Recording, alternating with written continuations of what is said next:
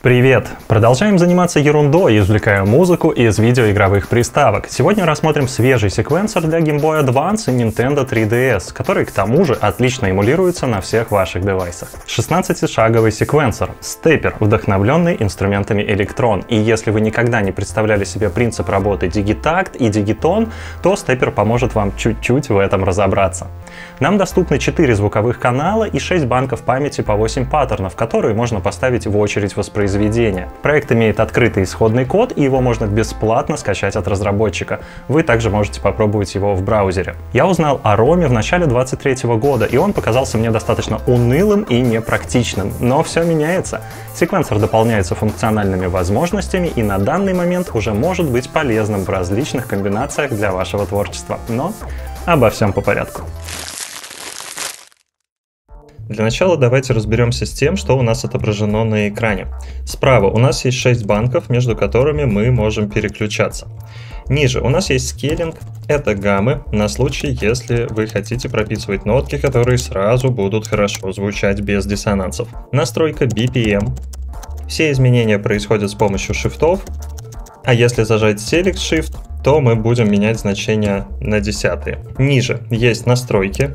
В настройках у нас есть глобальный mute, на случай, если вам понадобится синхронизация, глобальный BPM, я рекомендую его включить и сейчас объясню почему. У нас есть функция автосохранения, у нас есть возможность синхронизации, причем их несколько, по линк-кабелю с 16.8 и 4 тика, по аудио-ауту и совместная. Также у нас есть возможность принимать сигнал, но все уже зависит от ваших модов. И у нас есть несколько тем в наличии в зависимости от ваших дисплеев. И еще у нас есть вкладка Help, которую я рекомендую оставить, а после того, как вы запомните, какие параметры за что отвечают, тогда ее можно будет выключить, чтобы сэкономить место на экране. По поводу глобального BPM. Сейчас мы находимся в первом паттерне, и наш темп составляет 90. Давайте изменим его на 120. Поставим ноту, чтобы он не был пустым. Перейдем в паттерн B, поставим ноту. И здесь наш темп опять 90. В случае, если мы включим глобальный темп, то меняя в паттерне А значение, например, на 130, то переходя в паттерн B, наше значение будет таким же 130, и нам не придется его постоянно копировать. Но знайте, что есть возможность иметь различный темп в различных паттернах в разных банках. И это плюс. Снизу у нас есть 16 триггеров, в которых мы прописываем ноты. Если зажать A, мы попадем в меню, которое находится сверху, и оно отвечает за параметры. Мы можем настраивать параметры как для каждого триггера отдельно, так и на канал сразу для всех нот. 4 канала, первый пульс, второй пульс, wave и шум.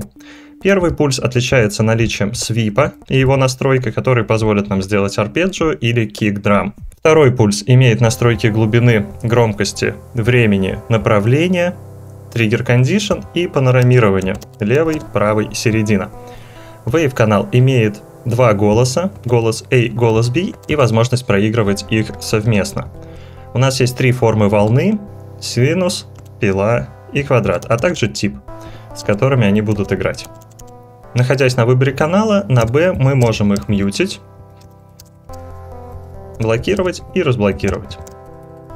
Слева у нас находятся паттерны, их 8. Итого мы получаем 6 банков по 8 паттернов. Это достаточно много. Находясь в режиме паттернов, мы можем нажать A и оказаться в меню сверху. Это меню позволяет нам выстроить последовательное воспроизведение. У него есть 3 настройки. Тогл включает или выключает режим воспроизведения, возможность рандомизировать наши не пустые паттерны, в которых уже есть какая-то информация, сделать интересную секвенцию, и возможность их очистить. Включая тогл, мы можем назначать каналы вручную. Если при воспроизведении у нас будет пауза, то цепь продолжит играть дальше. В это время мы можем выключить ноты и сыграть некий лайв-режим. Также, если режим Toggle выключен, мы можем воспроизводить паттерн A, затем нажимать B, и у нас будет воспроизводиться паттерн B. Включить паттерн D, G, и мы можем сами выбирать последовательность, при которой паттерны будут воспроизводиться. Теперь начнем прописывать ноты. Каждое новое значение будет начинаться с до 4-й октавы. На шифты мы можем изменять тон нашей ноты, а если зажать Select Shift, то мы будем менять октавы. Это работает как на каждом триггере, так и на канал в целом. Мы можем делать общее транспонирование и также гонять по октавам. В случае, когда начинать каждый раз с ноты до будет не очень удобно, допустим, нам нужно будет где-то в соль, мы можем копировать Select B, сверху появляется надпись, и вставить Select A. Тем самым можно чуть-чуть ускорить свой процесс создания композиции. Находясь в канале, если нажать Select B, мы можем скопировать канал и, допустим, из паттерна A перейти в паттерн B и вставить наш канал. Чтобы продемонстрировать это более наглядно, переместимся в канал, зажмем Select лево-право и очистим его. Включим первый канал, сделаем несколько нот, скопируем его, перейдем в пустой B канал, выберем первый пульс и вставим ноты из первого паттерна. Это что касается каналов. Теперь давайте на втором пульсе поставим рандомные значения, добавим что-нибудь на Wave. Теперь в паттерне A у нас прописано 3 канала, в паттерне B у нас прописан только один. Мы можем скопировать паттерн A в паттерн B целиком. Это будет полезно, если ваши паттерны схожи по структуре, общее транспонирование, копировать, вставить, и вы уже сокращаете время для прописания своих нот. Теперь перейдем к настройке инструментов и к параметрам каналов. Давайте поставим несколько нот и посмотрим, что мы можем с ними сделать. Сейчас мы находимся на пульсе первом. Для начала давайте попробуем использовать разную форму волны.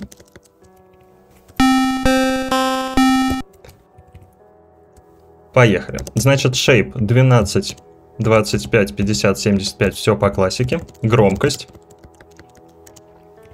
длительность и направление. То есть мы можем делать различную атаку. Trigger Condition. Это нововведение шведских секвенсоров, которые позволяют нам сделать в процентах вариативность проигрывания данного триггера, а дальше назначить его воспроизведение в секвенсоре. То есть если у нас будет зацикленный паттерн, то данный триггер будет играть каждый второй бар из двух. Один из трех, второй из трех, третий из трех и так далее. Это будет полезно для ритм-секций или каких-либо акцентов. У нас есть панорамирование, правый-левый канал серединка, и на первом пульсе есть особенность, есть свип. Свип позволит нам сделать некое арпеджио. У него есть количество фрагментов, время и направление. Давайте попробуем на первом триггере.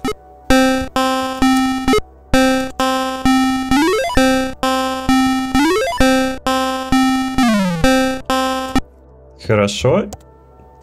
Добавим еще немножечко изменений.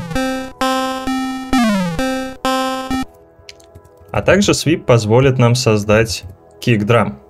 Для этого мы сделаем коротенький, громкий.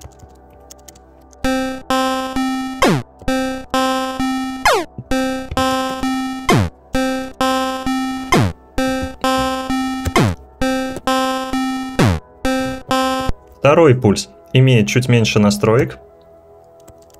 Ширина волны, громкость, время, направление, кондишн и панорамирование.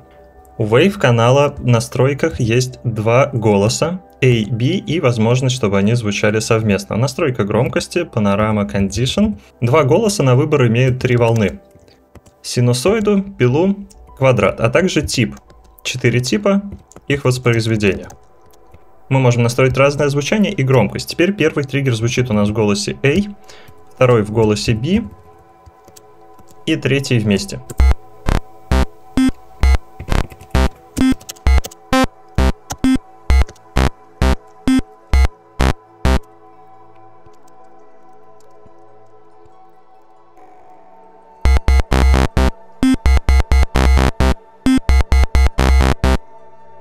Совмещая различные режимы работы, на Wave можно создать достаточно неплохую и интересную звуковую палитру. И рассмотрим Noise канал.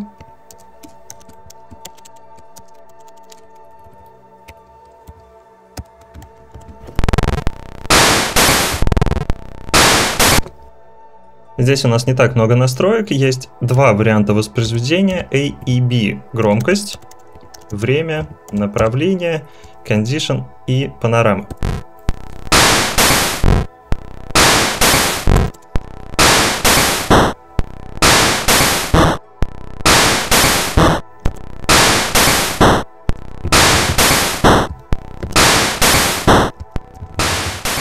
Пускай два верхних звучат на A, два нижних звучат на B.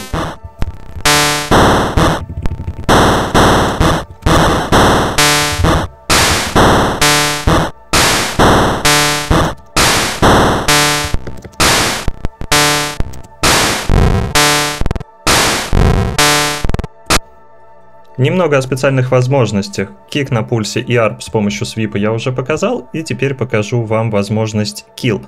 Конечно, у нас есть параметр времени. Он позволяет нам сделать короткий отрезок.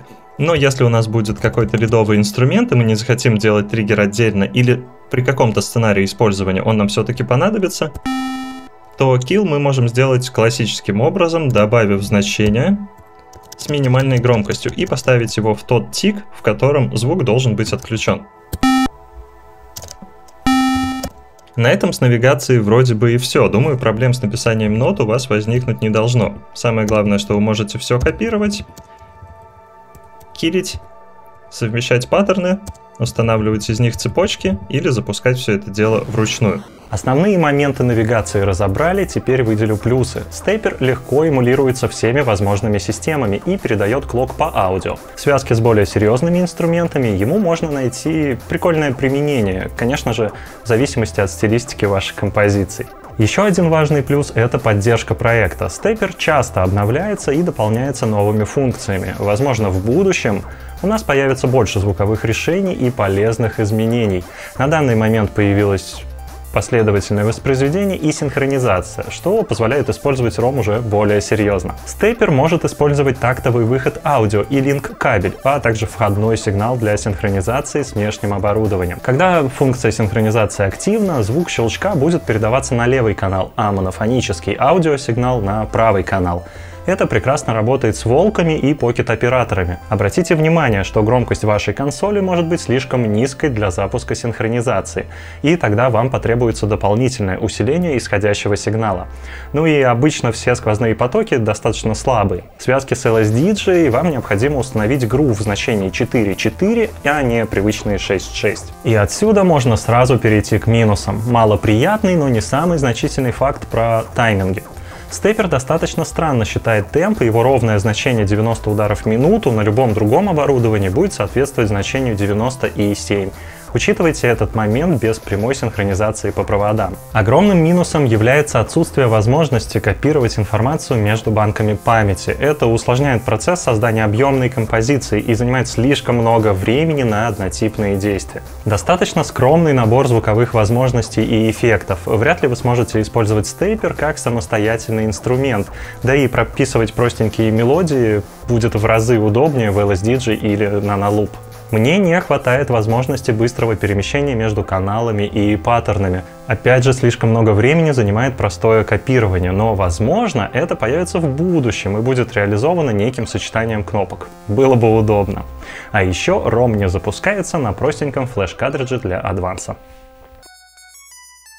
По итогу мы имеем интересный и доступный музыкальный ROM, который позволяет разгрузить или дополнить ваше основное оборудование.